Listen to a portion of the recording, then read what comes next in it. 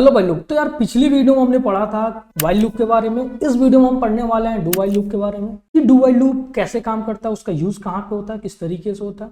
चलिए स्टार्ट करते हैं इस वीडियो को। तो यार जो डू व्हाइल लूप होता है वो क्या करता है सेम चीज वो एग्जीक्यूट करता है। पहले स्टेटमेंट को, देन जाके कंडीशंस को अपना चेक करता है। मतलब ये है कि एटलीस्ट डू व्हाइल लूप के अंदर आपका जो स्टेटमेंट है एक बार एग्जीक्यूट होगा, उसके बाद आपका कंडीशन चेक होगा, और अगर वो कंडीशन सेटिस्फाइड होता है, यानी कि अगर वो कंडीशन ट्रू होती है, तो वो लूप अगेन एंड अगेन वो चलता रहेगा। बट वाइल और डू वाइल में सिंपल सा डिफरेंस है। वाइल लूप में आप क्या कर रहे थे, लूप को चला रहे थे जैसे फॉर लूप में चलाते हैं, बट फॉर लूप की तरह उसमें इनिशियलाइजेशन और इंक्रीमेंट डिक्रीमेंट के लिए कोई ब्लॉक नहीं दिया हुआ था।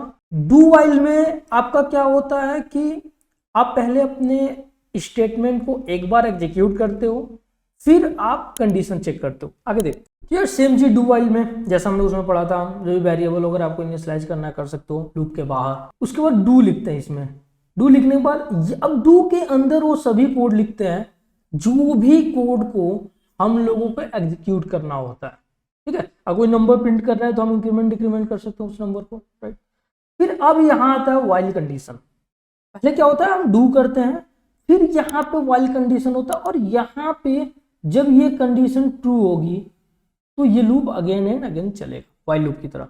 बट व्हाइल लूप में क्या था, पहले हम कंडीशन चेक कर रहे थे, फिर लूप को एग्जीक्यूट करा रहे थे। डू व्हाइल लूप में हम क्या कर रहे हैं, पहले फर्स्ट एग्जीक्यूट कर रहे हैं हम एग्जीक्यूटिंग स्टेटमेंट, ठीक है। देन हम क्या कर रहे हैं, हम उसके बाद क्या कर रहे हैं कि चेकिंग कंडीशन। ऐसा चल रहा है डू व्हाइल लूप, ठीक है। जैसे आप ये एग्जांपल देख रहे हैं, इसमें क्या है कि सबसे पहले मैं सभी एग्जांपल में सेम काम करने वाला हूं ताकि आपको समझ में आ पाए कि लूप जो होता है वो सेम काम को रिपीट करने के लिए होता है, बट लिखने के तरीके अलग अलग हो सकते हैं, और इन सब का अलग अलग तरीके से यूज होता है। जहां पे हमें जैसे जरूरत पड़ती है हम वैसे यूज करते हैं। इसमें पहले मैंने एक इंटीजर को इनिशियलाइज किया, फिर मैं डू कर रहा हूँ, यहाँ पे एक स्टेटमेंट को प्रिंट कर रहा हूँ, और उसके बाद आप यहाँ पे देखेंगे तो मैं क्या कर रहा हूँ, इंक्रीमेंट कर रहा हूँ आई की वैल्यू को। फिर मैं व्हाइल लूप, अब देखेंगे मैं क्या कर रहा हूँ, व्हाइल लगा रहा हूँ और कंडीशन को यहाँ पे चेक कर रहा हूँ। जब तक ये कंडीशन ट्रू है जब तक ये चलेगा। इसमें कब तक प्रिंट होगा, 6 तक, क्योंकि आई की वैल्यू है वो इक्वल टू क्या है, 6 है, ठीक है। तो यार चलते अपने कोड एडिटर की तरफ और प्रैक्टिस करते हैं डू व्हाइल लूप को। तो यार मैं आ गया हूँ अपने कोड एडिटर में, और मैंने ऑलरेडी क्लासेस वगैरह क्रिएट कर लिया, मेथड्स मेन मेथड्स भी बना लिए हैं, और मैं वहाँ पे सेम चीजें करने वाला हूँ। एक इंटीजर वेरिएबल डिफाइन करूंगा इक्वल टू 0। फिर मैं क्या करने वाला हूँ कि यहाँ पे डू लगाऊंगा, और मेरे को जो भी स्टेटमेंट प्रिंट करना है मैं यहाँ पे वो लिखूंगा। जैसे मैं अभी सेम आई की वैल्यू प्रिंट करने वाला हूँ, ठीक है।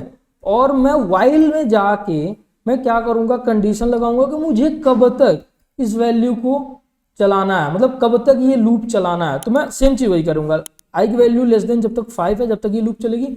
अगेन इसमें आप देखोगे तो आई की वैल्यू तो हमेशा लेस देन 5 रहेगी, क्योंकि आई की वैल्यू को ना मैं कहीं इंक्रीमेंट कर रहा हूँ ना मैं कहीं डिक्रीमेंट कर रहा हूँ।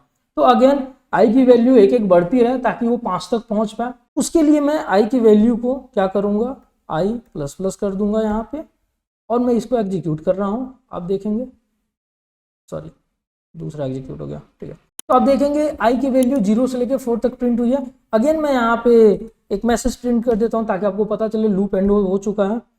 तो end of do while loop, चलिए तो देखेंगे आप यहाँ पे आई की वैल्यू 0 से लेकर 4 तक प्रिंट हो गई है, और उसके बाद लूप आपका खत्म हो गया, एग्जिट हो गया।